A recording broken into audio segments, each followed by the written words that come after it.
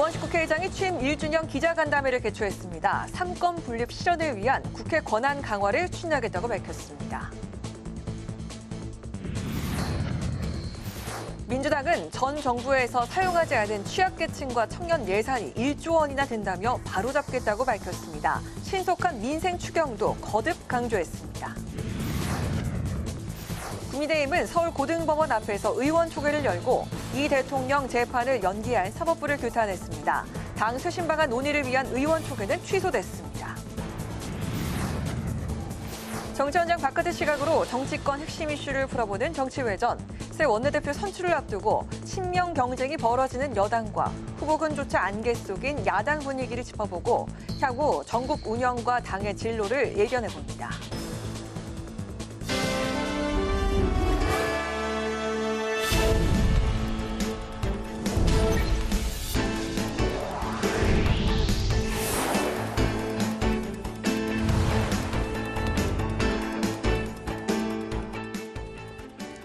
여러분 안녕하십니까? 6월 11일 수요일 국회 라이브 6 시작하겠습니다.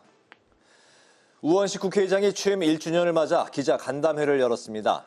우 의장은 3권 분립 실현을 위해 국회의 권한과 기능을 강화하겠다고 밝혔습니다. 우 의장은 또 당장 시급한 추경과 정치 갈등 해소를 위한 사회적 대화 기구 구성에도 속도를 내겠다고 강조했습니다. 보도에 강민지 기자입니다.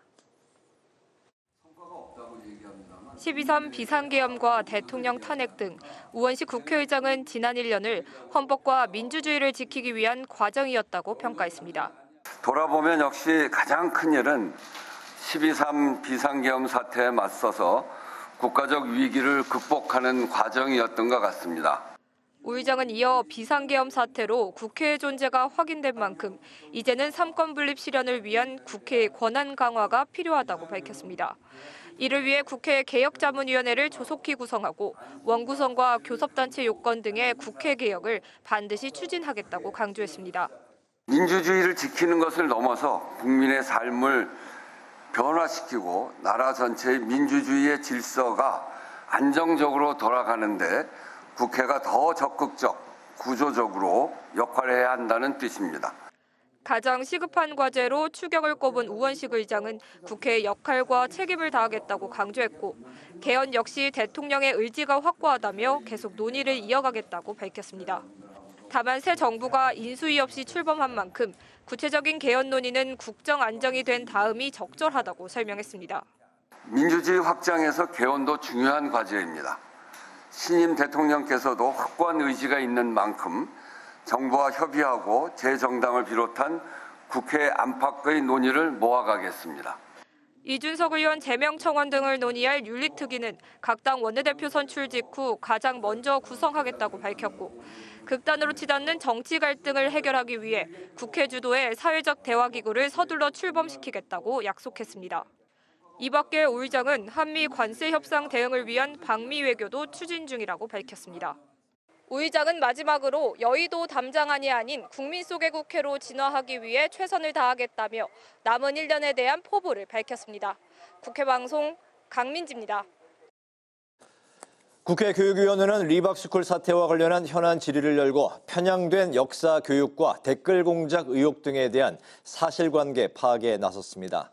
여야는 윤석열 정부와 이번 사태의 관련성을 놓고 치열한 공방을 벌였습니다. 보도에 김희연 기자입니다. 지난 대선에서 댓글 조작팀을 가동했다는 의혹으로 경찰이 수사 중인 리박스쿨. 이승만, 박정희 스쿨의 약자로 두 전직 대통령을 연구하는 아카데미 단체입니다. 국회 교육위원회는 리박스쿨이 댓글 조작뿐만 아니라 뉴라이트 역사관으로 강사를 양성하고 독재 미화 등의 역사 왜곡 관련 교육 사업을 펼친 의혹이 제기된다며 현안 질의를 열었습니다. 여야 모두 리박스쿨의 극우 성향 역사관에 대해서는 문제가 있다고 지적하면서도 윤석열 정부와의 연관성에 대해서는 이견을 보이며 공방을 벌였습니다. 여당은 뉴라이트 역사관을 지닌 윤석열 전 정부가 원인이라며 이주호 교육부 장관이 사과하고 사태의 전말을 밝혀야 한다고 촉구했습니다. 리박스쿨 사태는요, 윤석열 정부가 극우 뉴라이트 정부였기 때문에 사실상 예견된 참사였어요. 자, 윤석열 정부 출범 직후부터 뉴라이트 세력 단순히 방조한 걸 떠나서 임명했지요. 반면 야당은 리박스쿨과 관련된 늘봄 수업은 역사와 관계없는 과학과 예술 분야고 지난 정부와의 관련성에 대한 정황도 확인되지 않았다며 수사 상황을 더 지켜봐야 한다고 주장했습니다. 두근두근 실험과학이나 오감 미술 교육에서 과연 잘못되고 편향된 그러한 어마어마한 역사 교육이 있었는지에 대해서는 국민 여러분들께서 판단해 주시기를 바랍니다. 교육부는 이번 사태와 관련해 전국 모든 학교에서 지난 5년 동안 활동한 강사 중에 리박스쿨과 관련된 사람이 있는지 전수조사를 하고 교육 중립성 위반 여부 등을 확인할 계획이라고 밝혔습니다. 오석환 교육부 차관은 리박스쿨 대표가 이사로 있는 한국늘봄교육연합회가 교육 프로그램을 서울 지역 10개 학교에 공급한 것으로 확인했고 지난 2일부터 즉시 프로그램 운영을 중단하고 대체 강사를 지원했다고 말했습니다. 또 미성숙한 아이들에게 편향된 시각을 주입하려 한 의도적인 침투 행위에 대한 우려가 제기되고 있는 만큼 교육 편향성 부분을 점검하고 적절한 조치를 취하겠다고 덧붙였습니다. 한편 국무총리 직무대행인 이주호 교육부 장관은 새 정부 출범 이후 최소한의 업무를 수행하는 한시적인 국무위원인 만큼 위원회에 출석해서 답변하긴 어렵다는 이유로 출석하지 않았습니다. 국회방송 김희연입니다. 더불어민주당이 내수를 살리는 동시에 미래 산업에 대한 투자에도 집중해야 한다며 민생 추격을 강조했습니다. 여당은 또 어제 3특검법 공포에 따른 후속 조치로 특별검사 후보자 추천에 속도를 내고 있습니다. 김지수 기자입니다. 국민들이 체감할 수 있는 정책을 마련하겠다며 추경을 거듭 강조한 더불어민주당. 민생 추경으로 국민의 삶의 온기를 불어넣는 동시에 미래 산업에 대한 투자에도 집중하겠다고 밝혔습니다. 박찬대 원내대표는 하버드대 케네디 스쿨 벨퍼 센터가 최근 발표한 보고서에서 현재 우리나라의 AI 기술이 25개국 중 9위에 머무르고 있다고 우려했습니다. 그러면서 이재명 정부가 출범과 동시에 AI 수석 비서관을 새로 기용한 만큼 민주당도 관련 투자를 뒷받침하겠다고 약속했습니다. 정부와 국회가 함께 투자와 지원을 아끼지 않는다면 대한민국의 AI 경쟁력은 세계에서 우뚝 설 수 있을 것입니다. 이와 함께 민주당은 지난 정부에서 취약계층과 청년 지원을 위한 예산을 쓰지 않은 것으로 드러났다고 밝혔습니다. 특히 저소득층을 위한 에너지 복지 지원금과 청년 취업 지원 예산 등 예산 불용 규모가 1조 원에 달한다고 비판했습니다. 지난 정부가 책임감 있게 예산을 집행했다면 취약계층과 청년들의 피해가 줄었을 것이라고 지적하고 지금이라도 바로 잡아야 한다고 강조했습니다. 한편 어제 3대 특검법이 공포되면서 민주당은 특검을 조속히 가동하기 위해 후보 추천 절차에도 돌입했습니다. 국민의 총부리를 겨눈 내란, 권한 없는 자의 국정농단, 최혜병 순직 사건 수사 외압까지 모든 의혹의 진상을 낱낱이 밝혀야 합니다. 황정화 수석 대변인은 특별검사 후보군을 충분히 확보했다며 현재 추천 절차가 잘 진행되고 있다고 설명했습니다. 국회방송 김지수입니다. 국민의힘은 사법부의 이재명 대통령 재판 연기를 규탄했습니다. 김 비대위원장 거취 문제를 비롯해 당 쇄신안을 논의하려던 의원총회는 전격 취소됐습니다. 국민의힘 소식 오다인 기자입니다. 국민의힘이 서울고등법원 앞에서 현장 의총을 열고 사법부의 재판 연기를 강하게 비판했습니다. 김용태 비대위원장은 모든 국민이 법 앞에 평등해야 한다며 사실상 무기한 연기된 이재명 대통령의 공직선거법 파기환송심이 계속돼야 한다고 목소리를 높였습니다. 그 어떤 압박과 위협에도 굴하지 말고 지금껏 대한민국이 법치국가로서 기능해온 원리와 원칙에 따라서 공직선거법 파기환송심과 대장동 재판을 계속 진행해 주십시오. 국민의힘은 이재명 정부 임기가 끝날 때까지 모든 법적 조치와 범국민 농성 등을 이어가겠다고 밝혔습니다. 한편 김 비대위원장 거취와 당 개혁 방안을 논의하려던 의원총회는 전격 취소됐습니다. 권성동 원내대표는 당의 분열을 막기 위한 조치였다고 설명했습니다. 갈등이나 분쟁이 있는 것처럼 비칠 소지가 크기 때문에 취소하기로 했습니다. 퇴임하는 원내 지도부가 이걸 가지고 계속 논의한다는 것은 큰 의미도 없고 신임 지도부가 이러한 논의를 이어가는 것이 적절하다고 판단했습니다. 의총 취소 직전 국민의힘 의원 전원에게 탄핵 반대 당론 무효화에 동의해달라고 호소문을 보낸 김용태 비대위원장. 총의를 모아 탄핵의 강을 넘어선다면 국민의힘이 법치주의를 파괴하는 이재명 정권의 강력한 대안으로서 보수가 재건될 수 있다고 호소했습니다. 하지만 김 비대위원장은 의총이 불발되자 유감의 뜻을 밝히고 개혁 과제별 의원총회 개최를 요청했습니다. 국회방송 오다인입니다.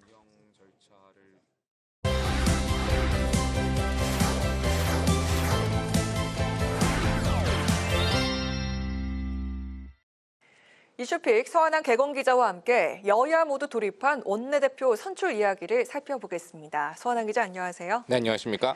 네, 새 정부와 발맞춰 움직여야 하는 여당의 원내대표 자리를 놓고 김병기 그리고 서영교 두 의원 간의 경쟁이 치열합니다.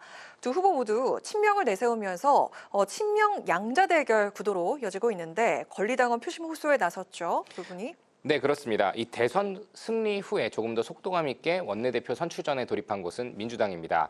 내일부터 이틀간 이 권리당원 온라인 투표 20%에 반영되는 것을 진행을 하고요. 모레는 이 민주당 의원을 대상으로 한 투표소 투표를 80% 합산해서 새 원내대표를 선출하게 됩니다. 신임 원내대표는 향후 1년간의 재임 기간 동안에요. 이재명 정부의 주요 입법 과제 추진과 이 야당과의 추가 경정 예상안 협상 등 중책을 맡아야 합니다.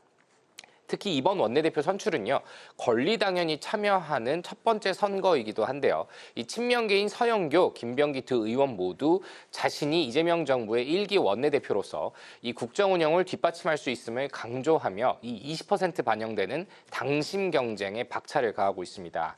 김 의원은 이 자신의 페이스북에 내란 잔당이 여전히 내란을 지속하고 있다. 이 집권 여당 민주당 앞에 놓인 과제의 최우선 과제는 분명하다라고 밝혔고요. 서 의원 역시 한 라디오에 출연해서 이 권리당원들께서 원내대표를 가장 잘할 사람에게 투표를 할 것이라며 법사위에서 3개의 내란 특검 등을 추진해 왔다라며 자신의 업적을 강조했습니다. 네, 그리고 반면에 소수 야당이 된 국민의힘은 원내대표 선출 전인데 벌써부터 잡음이 들리고 있습니다. 오늘 16일 선출한다는 계획인데 아직 후보군이 하마평만 오르내리고 있습니다. 네, 그렇습니다. 국민의힘은 이 권성동 원내대표의 후임이 될 이 신임 원내대표를 오는 16일, 그러니까 다음 주 월요일 오후 2시에 선출을 합니다.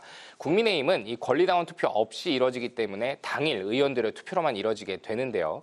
이 13일 비대위원장이 선출 공고를 내면 14일 토요일에 이 후보자 등록 신청을 받고 다음 주 월요일인 16일 오후 2시에 투표하는 방식입니다.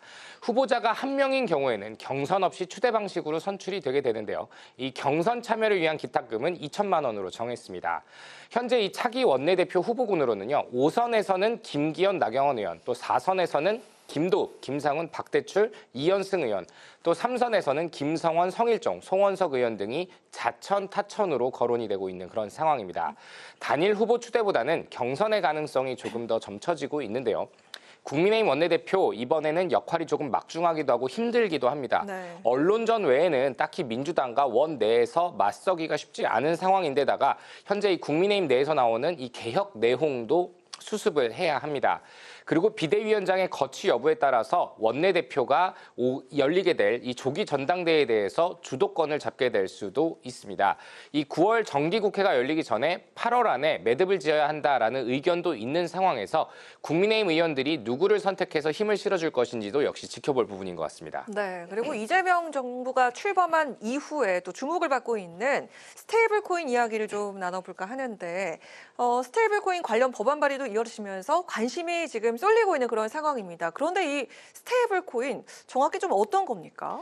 네, 스테이블 코인은요, 이 법정 화폐로 표시된 코인의 가격이 거의 변동하지 않고 안정된 가격을 보이는 이 스테이블한 그런 암호화폐를 의미합니다. 통상 돈이나 금 혹은 미술품처럼 실제로 가치가 존재하는 상품과 연계해서 움직이기 때문에 이 가격의 가치가 크게 흔들리지 않는다는 장점을 가지고 있습니다.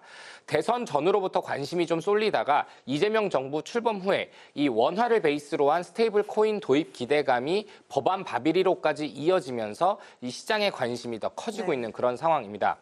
이 더불어민주당의 민병덕 의원이 이 디지털 자산 기본법을 지난 10일 대표 발의를 했습니다. 금융위원회 인가를 받고 5억 원 이상의 자기 자본금을 충족하는 한국 법인은 이 스테이블 코인을 발행할 수 있도록 하자라는 내용이 골자입니다. 미니언은 이 법안 발의 배경으로 이제 디지털 자산은 이제 금융의 주변부가 아니라 글로벌 경제 질서를 바꾸는 핵심 요소다 이렇게 설명을 했는데요. 이 대통령도 앞서 대선 기간 동안 이 원화 베이스의 스테이블 코인 도입 필요성을 거듭 밝혀왔으며 최근 인선에서 특히 국내 블록체인 전문 투자사의 싱크탱크 대표를 맡기도 했던 김용범 전 기획재정부 1차관을 대통령실 정책실장으로 기용하기도 했습니다. 김 실장은요, 이 해시드 오픈 리서처의 싱크탱크 대표를 맡던 시절이었던 지난달 말 낸 보고서에서 은행뿐만 아니라 민간 금융사와 핀테크 기업 역시 원화 스테이블 코인 발행의 주체가 될 수 있는 한국형 구조 시나리오를 제시하기도 했었습니다. 아니, 미국에서도 최근 이 스테이블 코인이 상장을 하면서 주가가 아주 폭등을 했더라고요. 전 세계적으로 주목을 좀 받는 것 같습니다만은 그럼에도 지금 이 전통적인 금융권에선 우려가 상당하다고 들었습니다. 네, 그렇습니다. 일단 한국은행이 대표적인데요. 한국은행은 비은행권에서 이 스테이블 코인을 발행하는 모델에 대해서만큼은 좀 우려를 표하고 있습니다. 네. 이창용 한은 총재는 지난달 말 기자간담회 때 이 원화 스테이블 코인은 화폐의 대체제적인 성격을 띨 수 있기 때문에 비은행 기관이 마음대로 발행을 하게 되면 한은의 통화정책 유효성이 상당히 저해될 수 있다라면서 우려감을 표했습니다. 때문에 이 자본금 5억 원 이상의 민병덕 의원의 법안에서 그 기준을 조금 더 높여야 한다라는 지적도 함께 나옵니다. 하지만 이 실물 자산과 함께 연동하는 모델의 이 스테이블 코인은 말씀하신 것처럼 전 세계적으로 좀 주목을 받고 있습니다. 미국에서는 글로벌 2위인 이 스테이블 코인 USDC를 발행하고 있는 서클이라는 기업이 미국 증시에 상장한 이후 3일 동안 270% 폭등하는 등 이 코인에 대한 인식을 스테이블 코인이 바꾸고 있다라는 분석도 나옵니다. 그리고 미국 역시 의회가 이 스테이블 코인 관련된 법안을 8월 안에 통과시킬 가능성이 있다. 이런 언론 보도들이 나오고 있거든요. 한국에서도 이 가상화폐 업계에 몸담았던 이 김용범 대통령실 정책실장이 임명이 되고 또 관련 입법이 진행되는 것을 놓고 새로운 결제혁명이 다가오는 게 아니냐라는 관측이 금융권에서 조금씩 고개를 들고 있습니다. 시장에서는 이 원화 스테이블 코인 발행 주체가 일단 은행에서부터 시작을 해서요. 안정화가 되면 핀테크, IT 기업 순으로 확대가 되고 중장기적으로는 이를 활용한 간편 결제사들이 스테이블 코인을 가져다가 결제에 도입하는 방식이 들어올 것이다. 이렇게 전망하고 있습니다. 네, 오늘 이슈픽은 여기까지 들어보도록 하겠습니다. 서한한 개공 기자와 함께했습니다. 고맙습니다.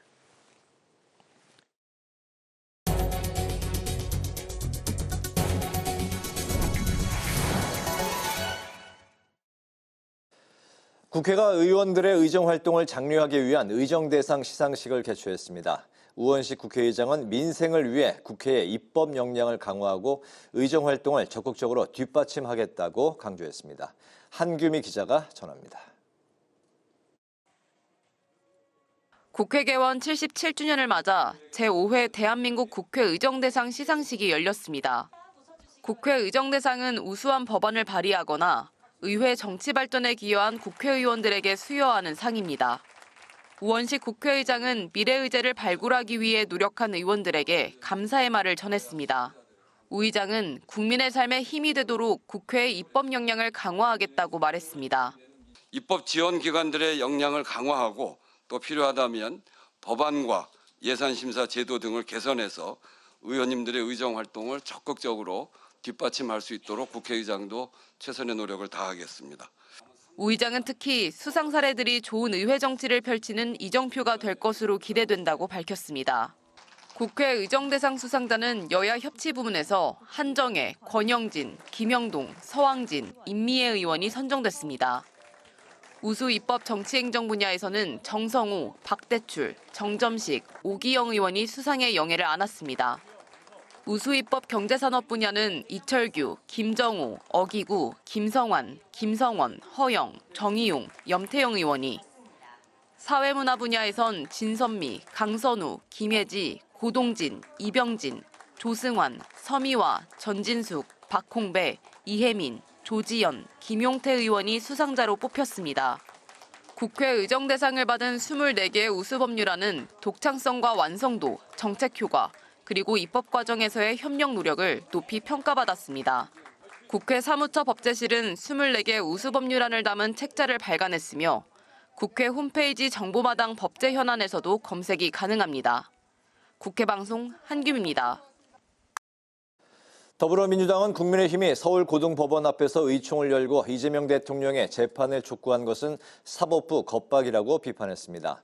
황정화 대변인은 브리핑에서 내란 수기 앞에선 한마디도 못하더니 신임 대통령 앞에선 호통을 치는 모습이 낯뜨겁다고 지적했습니다. 특히 지금은 위기에 빠진 민생과 경제를 구할 시간임을 명심하고 민생 돕기에 동참하라고 국민의힘에 촉구했습니다. 국민의힘은 부동산 차명 보유와 차명 대출 의혹이 불거진 오광수 대통령실 민정수석이 즉각 사퇴해야 한다고 주장했습니다. 국민의힘은 오 수석이 부동산을 차명 보유하면서 공직자 재산 신고에 누락해오다가 검사 퇴직 후 소송을 통해 되찾은 의혹이 있다며 이는 명백한 부동산 실명법과 공직자 윤리법 위반이라고 비판했습니다. 특히 공직자 인사 검증을 총괄하는 민정수석의 자질로 부적합하다고 지적하고 대통령실에 사과를 촉구했습니다. 우상호 대통령실 정무수석이 조국혁신당과 개혁신당 그리고 진보당을 잇따라 예방했습니다. 김선민 조국혁신당 대표 권한대행은 이재명 대통령의 사회 대개혁위원회 설치로 응원봉의 민심을 오롯이 받아낼 거라 믿고 앞으로 혁신당도 함께하겠다고 밝혔습니다. 천하람 개혁신당 대표 권한대행은 이 대통령이 팬덤과 지지층을 벗어나서 보다 넓은 차원에서 대한민국 전체의 국익을 추구해달라고 당부했습니다. 또 김재현 진보당 대표는 내란 극복을 위해서 모였던 시민들의 힘이 계속 커져야 사회 대개혁 과제를 추진할 동력을 확보할 수 있다며 진보당도 시민들과 함께 노력하겠다고 약속했습니다.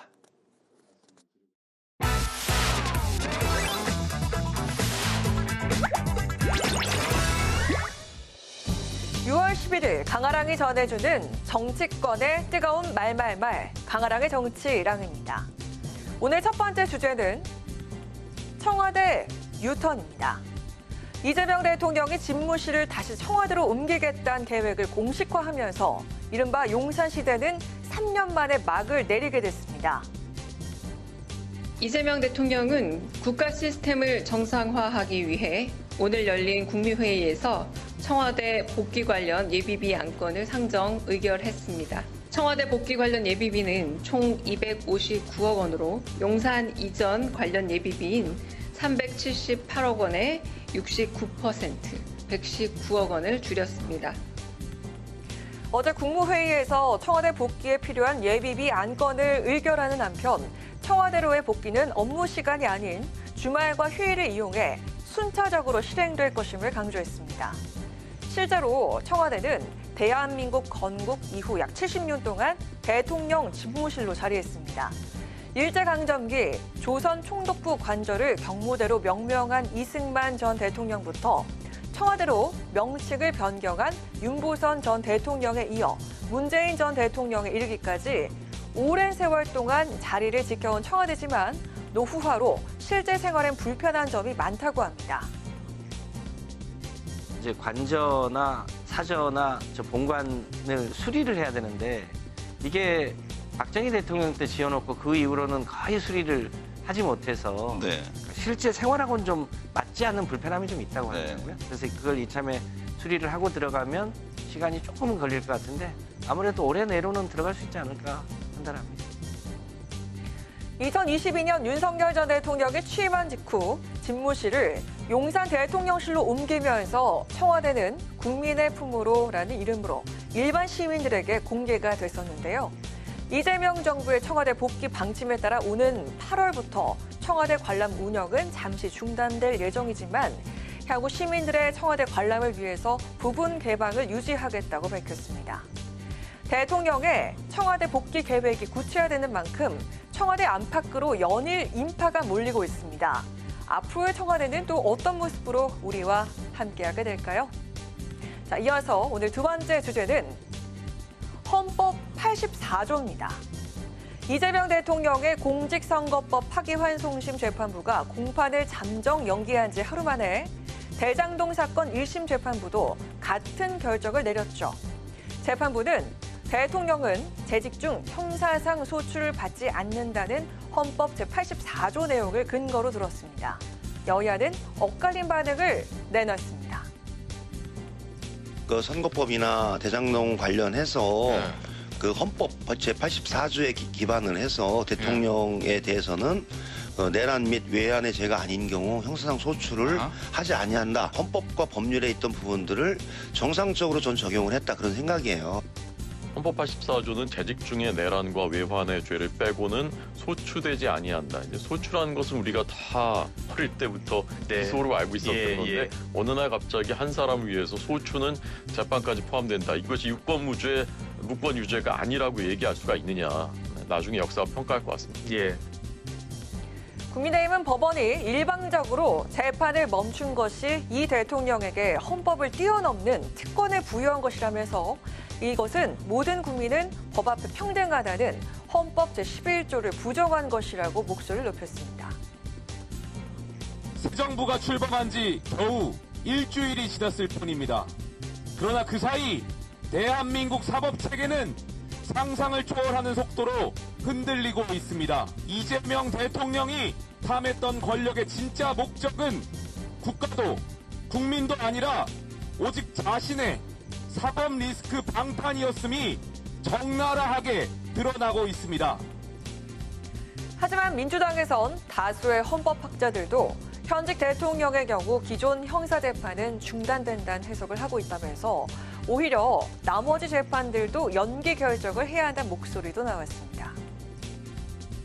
나머지 사건 재판부도 오직 헌법에 따라서 조속히 재판 연기 결정을 내려주시기를 당부합니다. 사법부의 합헌적 결정에도 신임 대통령의 발목 잡기를 끊임없이 시전하는 국힘은 헌법 위에 군림하는 정당인지 묻고 싶습니다. 이런 가운데 헌법재판소엔 대통령 불소추 특권을 근거로 재판을 사실상 중단한 법원에 대해서 헌법 소원 제기도 이어지고 있는 상황인데요. 당선 이후에도 이 대통령을 둘러싼 사법 리스크는 당분간 완전히 해소되지 않을 것으로 보입니다. 지금까지 강한항의 정치일항이었습니다.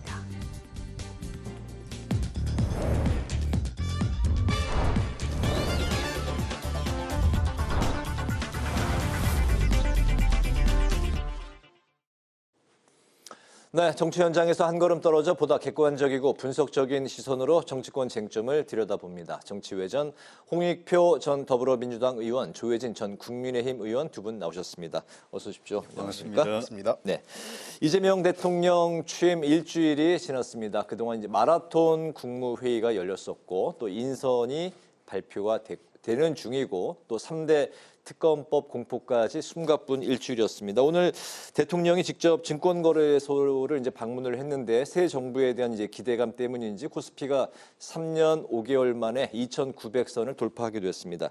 이번 주말에 이제 G7 정상회의를 앞두고 있는 상황인데 이재명 대통령의 첫 일주일간의 행보 두 분은 좀 어떻게 바라보고 계셨을지 홍익표 의원님부터 들어볼까요? 네. 뭐 세부적인 구체적인 건건을 갖고 뭐 제가 평가하기 좀 그렇고요. 네. 뭐 사실 일주일밖에 안 됐기 때문에 평가하기도 좀 그렇긴 합니다. 네. 다만 국민들 시선에서는 이런 걸 느끼는 것 같아요. 아, 새로운 정부가 정말 뭘 하려고 하는구나, 일을 하려고 하는구나 이런 어떤 이미지는 확실히 주고 있는 것 같습니다. 네. 그러니까 대통령께서 마라톤 국무회의를 한다든지 뭐 김밥을 먹는 장면이나 또 여러 가지 재래시장 또 증권거래소 등등을 방문하는 그 과정들을 보면서 이 현 정부가 지난 정부에서 보지 못했던 일하려고 하는 모습 이게 첫 번째로 다가간 이미지라고 보고요. 네. 두 번째는 그 최근에 대통령께서 그 라면 가격 얘기하고 물가 얘기했지 않습니까? 네.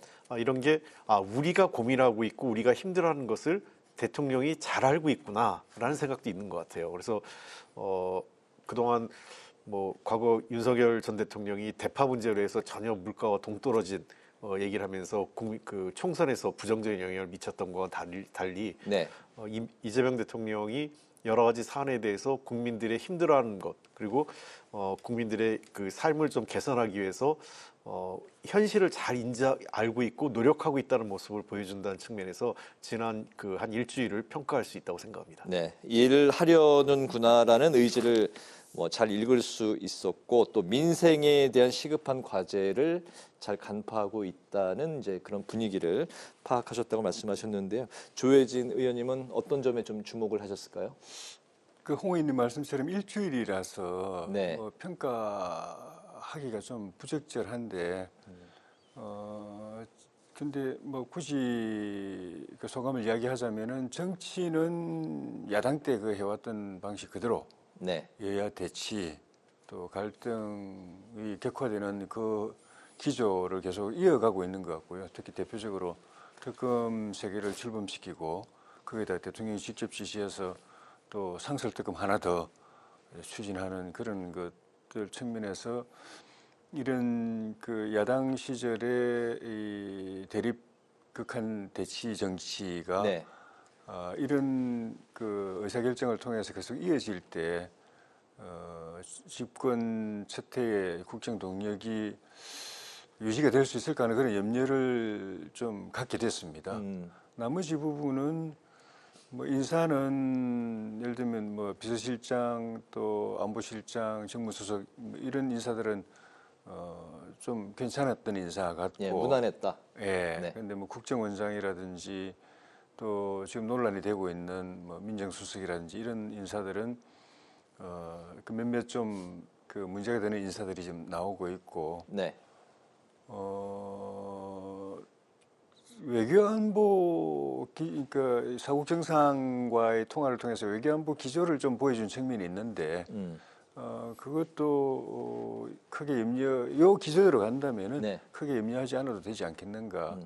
근데 경제는 뭐 일주일밖에 안 됐기 때문에 네. 아직 제일 시급한 게 사실은 경제인데 이 부분에 대해서는 아직 뚜렷한 비전은 제시가 안 된 상황이고 이 경제팀 인사는 저는 썩 그렇게 기대가 안 되는 네. 이런 지금 현재 어려운 경제 상황을 감안하면은 썩 그렇게 기대가 안 되는 인사 같은 느낌이 좀 들어서 네. 성과가 나올 수 있을까, 문제가 해결될 수 있을까 하는 그런 염려가 들고 오늘 이제 그 정시 방문해가지고 정권거래소 방문해가지고 그런 그 경제 현안에 대해서 본인이 많은 이해를 하고 있고 관심을 갖고 있다라는 메시지를 던진 것은 네.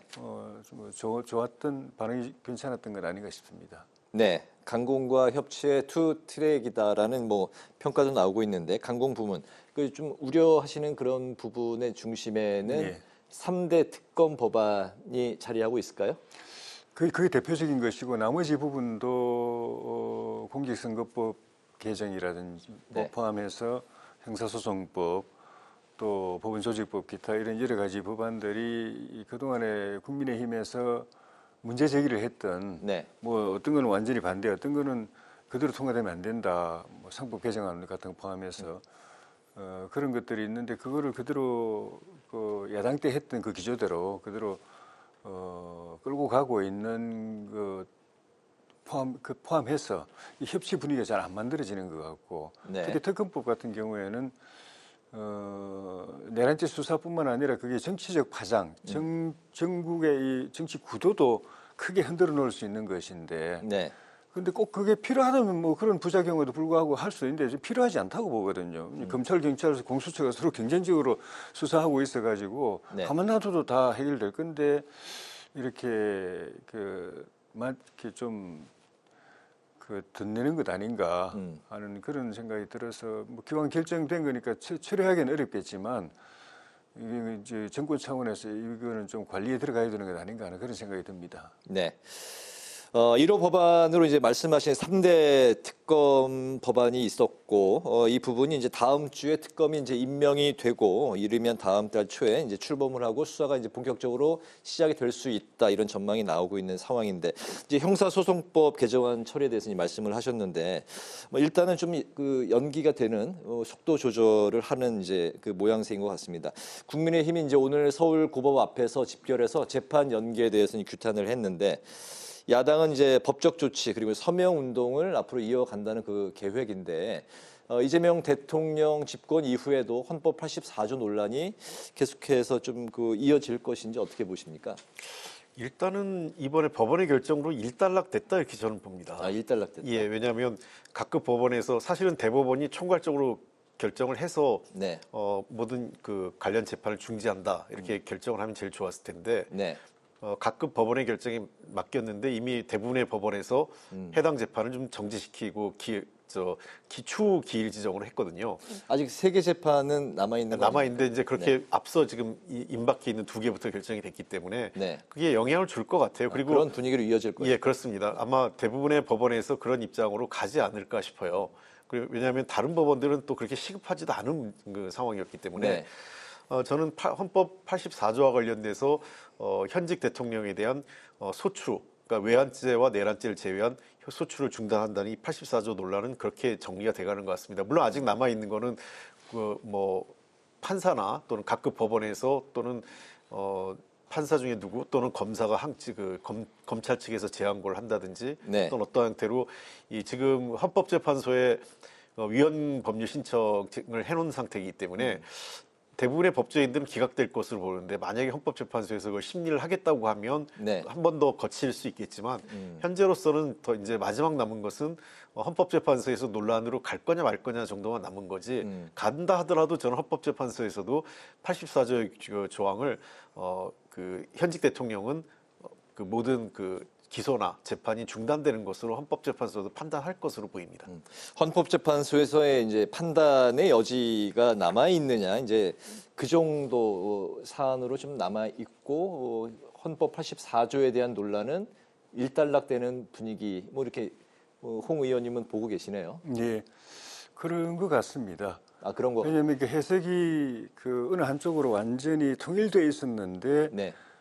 민주당이나 또 법원에서 그 반대로 갔다면은 이건 논란이 커지고 헌법재판소의 헌법소원으로 가더라도 물론 이제 이게 법원의 결정이 헌법소원 대상이 될 수 있느냐는 그 판단부터 있겠지만은 네. 판단 그 심사 대상이 된다고 가정하더라도 기존에 학설이 양론이 있었기 때문에 어느 한쪽으로 헌법재판소가 결정하더라도 이게 편향됐다고 말하기는 좀 어렵거든요. 네. 이쪽으로 완전히 통일되어 있었는데 헌법재판소가 반대로 해석해버렸다고 하면 논란이 클 텐데. 예, 그래서 그런 점 때문에 그동안에 이 법 개정을 가지고 계속 이제 압박을 해오던 민주당도 네. 잠시 이제 좀 그 속도 조절을 하고 있는 것이고, 그런데 법원이 이렇게 결정하고 또 헌법재판소에서 그렇게 결정한다면은 저는 최종적으로는 헌법 개정을 통해서 84조 문제는 네. 논란 문제는 헌법 개정을 통해서 깔끔하게 헌법 본문에서 딱 정리를 해버린다든지 아니면은 법률로 정리를 해야 된다고 보는데 양론이 있는 상황에서 법원이 이렇게 해석하고 헌법재판소가 또 그렇게 해석하면은 헌법 개정 때 개헌 때 그걸 집어넣든지 아니면 지금 뭐 저 형사소송법 개정을 통해서 그렇게 정리를 하든지 그렇게 가는 수순이 안 되겠는가 싶습니다. 네, 알겠습니다. 다만 이제 우리가 문제 제기를 하는 거는 그동안 이 논란이 있었는데도 법원이 말 안 하고 가만히 있다가 정권 바뀌니까 그냥 그렇게 하는 그 태도. 네. 그 태도는 이 민주국가의 굉장히 중요한 이 토대인 사법권 독립이라는 문제하고 연결시켰을 때 굉장히 심각한 시그널이다. 법원이 스스로 사법권 독립에 대한 의지를 포기하는 것처럼 보이기 때문에 그 사안 자체가 크게 문제가 아니라 그런 그 사안이 보여주는 법원의 지금 이 마음가짐, 그것을 심각하게 생각했기 때문에 단순히 뭐 재판 연기 뭐 이렇게 발표가 아니라 법원에 네. 이제 뭐 명쾌한 좀 입장을 표명하는 게 필요하지 않나, 이제 그 말씀을 하시는 건가요? 그 명쾌한 입장 표명보다도 그동안 논란이 있었는데도 불구하고 법원이 이게 85조 해석을 안 했거든요. 84조? 84조 해석을 안 했거든요. 네네. 이번에도 명확하게 해석은 또 안 했습니다. 그냥 그 길 주지정이라는 약간 편법 우회적으로 그렇게 한 것뿐인데 그게 마침 정권 바뀌고 대통령 이제 취임하니까 그쪽이 원래 요구하던 대로 이게 싹 그냥 그렇게 하니까 요 사안은 뭐 그렇게 간단하게 정리된다 하더라도 법원의 지금 마음가짐이 어디에 있는가, 사법 독립을 지킬 의지가 있는가, 국민이나 야당이 응원해 줄 가치가 있는 것인가 하는 그 점에 대한 그 염려가 더 큰 문제고, 그래서 법원 앞에 가서 의존까지도 하고 했던 게 그 의미가 크다고 봅니다. 알겠습니다. 여야 원내대표 선출을 모두 앞두고 있는 상황이고, 민주당은 이번 금요일, 국민의힘은 이제 다음 주 16일 월요일에 선출을 할 상황인데, 먼저 민주당 상황부터 보면 2파전으로 이제 좁혀져 있는 상황. 김병기 서영교 후보 모두 이제 친명인 상황인데 가장 예측하기 힘든 게 그 정당의 원내대표 선거라고 들었는데 전직도 원내대표를 지내셨기 때문에 이번 선거 좀 어떻게 보십니까? 어느 후보가 좀 더 유력하다고 하면 대답을 안 하시겠죠? 아마 표를 많이 얻은 후보가 당선될 겁니다. 예. 뭐 두 분 다 제가 잘 알고 당에서 오랫동안 그 일을 하셔서 어느 분이 되더라도 민주당을 잘 이끌어갈 것이다 이렇게 생각을 합니다. 두 분 다 근데 다 뭐 강한 친명 색채를 띠고 있고 그렇기 때문에 뭐 좀 지나친 당정 뭐 일체로 가는 거 아니냐 그런 우려의 시선도 좀 있는 것 같아요. 아마 지금 그 원내 지도부가 여당으로서의 첫 번째 원내대표단이거든요. 네. 그러니까 민주당이 이제 정권 잡고요. 그런 측면에서 아마 그 의원들의 가장 큰 요구도 그럴 거고 당원 투표가 지금 20% 처음으로 반영되는데 이게 34석 효과거든요. 네네. 그러면 사실 10표 안팎으로 그 당락이 가려진다고 보면 결과를 바꿀 수 있을 정도의 파괴력을 가진 표인데 당원들의 요구도 그렇고 가장 첫 번째 주문은 뭐 이건 이번 대표뿐만 아니라 국민의힘도 여당이 됐을 때 그랬고 매번 지난 문재인 정부 때도 1기 원내 지도부는 그러니까 여당이 된 첫 번째 지도부는 제일 중요한 게 국정에 대한 그 효과적인 지원 체계를 구축하는 겁니다. 그러니까 안정적으로 국정 운영할 수 있도록 여당이 얼마큼 지원하느냐 이게 제일 중요한 잣대이기 때문에 네. 그런 측면에서 뭐 저는 서영교 또는 김병기 두 분 다 최우선적인 과제로 당정대죠. 당, 정부, 그다음에 대통령실이 혼연일체가 돼서 함께 가는 트라이앵글 시스템을 잘 구축하겠다. 이게 이제 첫 번째일 거고. 그러나 여당의 그 원내대표, 그러니까 여당은 지난 윤석열 정부의 실패를 봤을 때에는 반면교사를 한다면 민심의 소리를 가감없이 전달하고 정부가 잘못될 때에는 그걸 막는 역할도 해야 됩니다. 네. 근데 다만 그거를 야당과 여당이 다른 거는 야당은 밖으로 그걸 해서 국민에게 이제 직접적으로 하지만 여당은 밖으로 얘기하기보다는 내부에서 조용히 그거를 조율해가는 정책 조율 능력이 필요하겠죠. 그리고 두 번째 원내 지도부에 필요한 것은 결국은 뭐 국민의힘뿐만 아니라 다른 야당도 있기 때문에 국회를 전반적으로 원활하게 이끌어갈 수 있는 소통 능력과 원내 전략 그런 것을 역량을 갖고 있느냐 하는 문제. 네. 그리고 세 번째는 원내대표가 아무래도 당대표하고 투톱이기 때문에 우리 당의 지지율 또 지금 원내대표가 내년도 큰 문제가 그냥 쭉 이변이 없이 간다면 내년 지방선거까지 이어지는 원내 지도부이기 때문에 그 관리를 어떻게 안정적으로 이 선거까지 책임질 수 있느냐 이런 것까지 종합적으로 보고 의원들과 당원들이 판단할 것으로 보입니다. 네, 알겠습니다. 뭐 원내대표의 이제 자질 조건과 이제 내년 그 지방 선거까지 어떻게 이끌 것인지가 이제 최대 과제라고 말씀하셨는데 국민의힘 상황은 이제 좀 다른 것 같습니다. 이제 야당이 됐는데 뭐 그야말로 이제 좀 안개 속인 것 같고 오늘 의총이 돌연 또 취소가 됐고 여러 가지 복잡하게 돌아가고 있는 것 같습니다. 원내대표 선출 좀 어떤 분위기로 가고 있나요?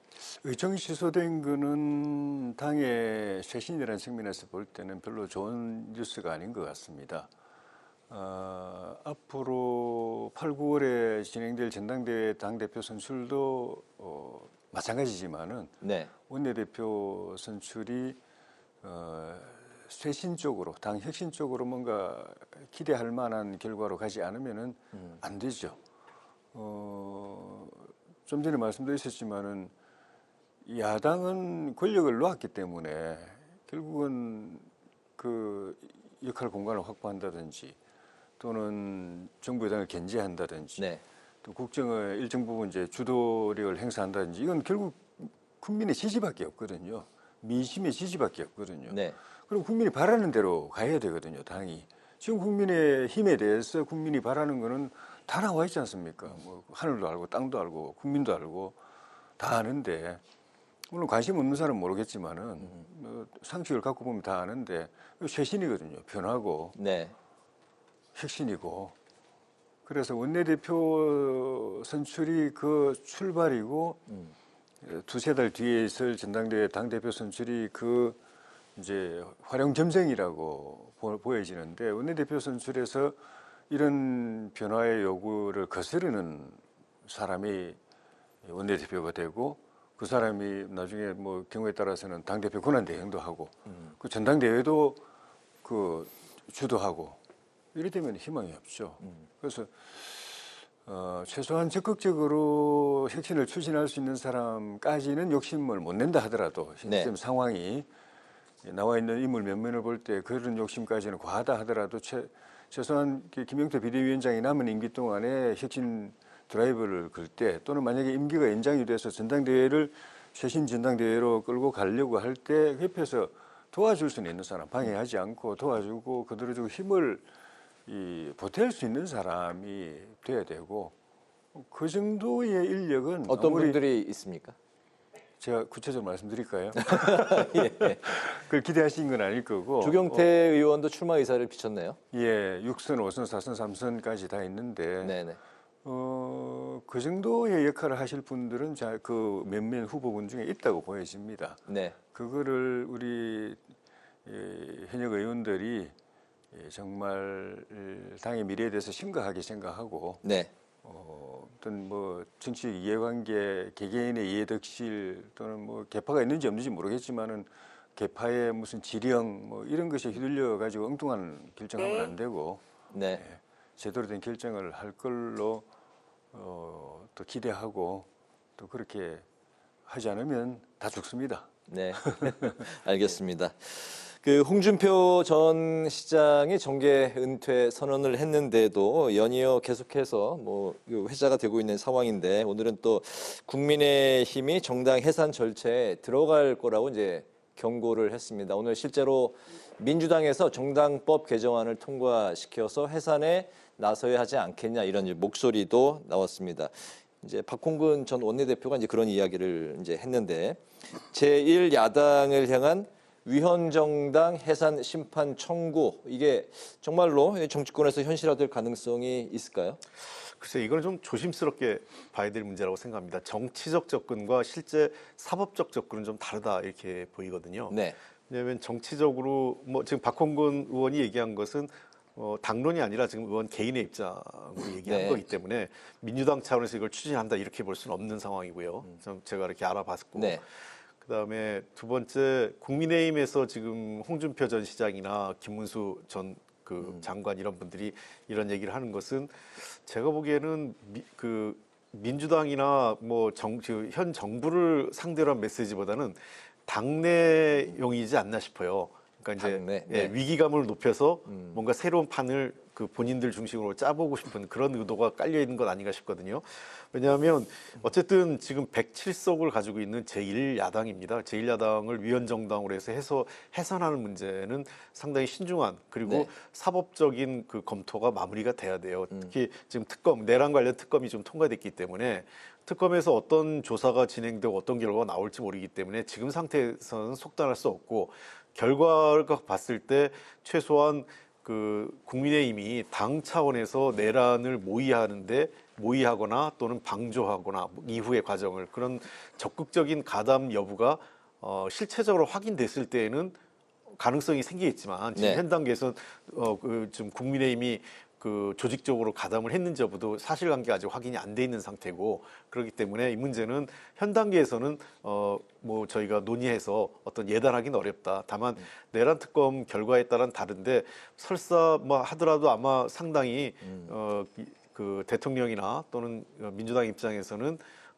왜냐하면 어쨌든 이번에 지지율을 봐도 한 40% 정도의 지지율을 받았지 않습니까? 네. 그런 정당을 위헌정당으로 해산하는 것에 따른 정치적 부담 그리고 또 다른 이 사회적 큰 혼란이 이루어질 수 있다는 측면에서 사법적인 접근 문제하고 정치적 접근 이 두 가지가 아마 정무적 고려 이런 두 가지를 다 하게 되지 않을까 싶습니다. 알겠습니다. 위헌정당 해산 심판 청구 네, 요 안은 어떻게 보십니까? 홍준표 의원이 이야기한 거는 제가 이제 그 보도를 볼 때는 권영세 권성동 그 지도부가 네. 김문수 대통령 후보 시위를 그냥 임의로 박탈한 거 그것이 당내 민주주의에 어긋난다라는 것 같은데 물론 당연히 저도 개인적으로 그건 당헌당규 위반이라고 생각하고 당무감사 해가지고 네. 규명하고 징계할 건 징계해야 된다고 생각하지만 그게 정당 해산 조건은 아니죠. 당내 민주주의 제대로 안 지켜지는 거는 민주당이 더 심하면 더 심하지. 이재명 대표 한 사람 그 일극 체제 만들기 위해서 당원 당규 다 바꾸고 뭐 관행도 다 바꾸고 그렇게 한 정당 아닙니까?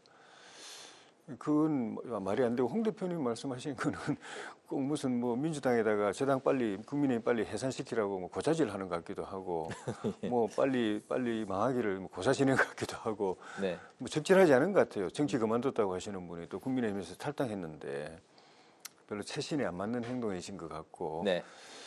민주당에서 이야기하는 거는 그때 계엄 해제 결의할 때 국민의힘 의원들이 조직적으로 참여하지 않은 것을 중요하게 그동안에 쭉 이야기를 하는 걸 제가 들었는데 계엄 해제 의결은 과반 의석 150석만 있으면 되기 때문에 우리 당이 뭐 이렇게 막으려도 막을 수가 없습니다.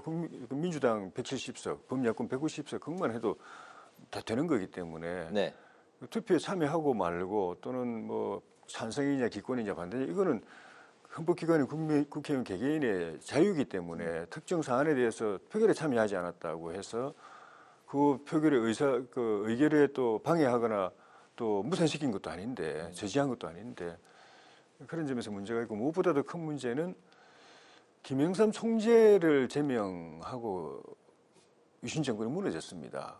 그런데 이거는 국회의원 107명을 왜냐하면 정당 해산하면은 107명을 의원직을 상실시키는 거거든요. 이거는 아마 뭐 지금 그 추진하고 있는 분들이 그런 생각을 하고 하신지 모르겠지만 감당할 수 없는 정권에 엄청난 쓰나미가 올 겁니다. 그러니까 안 하겠죠. 네. 네, 정치권에 아직까지는 뭐 주요 이슈로 등장하지 않았지만 어쨌든 이제 뭐 그 소수 의원의 의견이 이제 나오고 있는 상황이라 마지막 이슈로 또 다뤄봤습니다. 정치외전 이제 마칠 시간이 됐습니다. 지금까지 홍익표 전 더불어민주당 의원, 조혜진 전 국민의힘 의원 두 분과 말씀을 나눠봤습니다. 말씀 잘 들었습니다. 고맙습니다. 고맙습니다. 감사합니다. 네, 오늘 국회 라이브 6도 여기서 마치겠습니다. 시청해주신 여러분 고맙습니다.